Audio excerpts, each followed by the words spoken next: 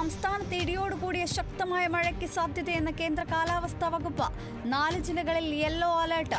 ലക്ഷദ്വീപിന് സമീപം ചക്രവാത ചുഴിയും രൂപപ്പെട്ടു. ആലപ്പുഴയിൽ പോലീസ് വാഹനം അടിച്ചു തകർത്ത സംഭവത്തിലെ മുഖ്യപ്രതി പിടിയിലായത് ആലപ്പുഴ പുന്നപ്ര സ്വദേശി ഷിയാസ്. മദ്യലഹരിയിലായിരുന്ന പ്രതി വടിയുപയോഗിച്ച് വാഹനം തകർക്കുകയായിരുന്നു. പ്രതി പിടിയിലായത് ഒളിവിൽ കഴിയവേ.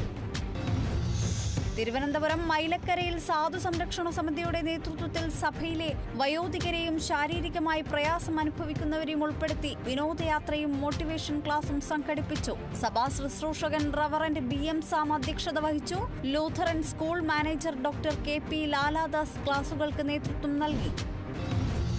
ഉത്തർപ്രദേശിലെ ബറേലിയിലെ പടക്ക നിർമ്മാണ കേന്ദ്രത്തിലെ സ്ഫോടനത്തിൽ മുഖ്യപ്രതി അറസ്റ്റിലായത് നസീർ ഷാ. അപകടത്തിൽ 6 പേർ കൊല്ലപ്പെട്ടിരുന്നു. കോഴിക്കോട് താമരശ്ശേരി ചുരത്തിൽ ഭാരവാഹനങ്ങൾക്ക് നിയന്ത്രണം. 7-ാം തീയതി മുതൽ 11-ാം തീയതി വരെയാണ് നിയന്ത്രണം. അറ്റകുറ്റപ്പണികൾ നടക്കുന്നതിനാൽ.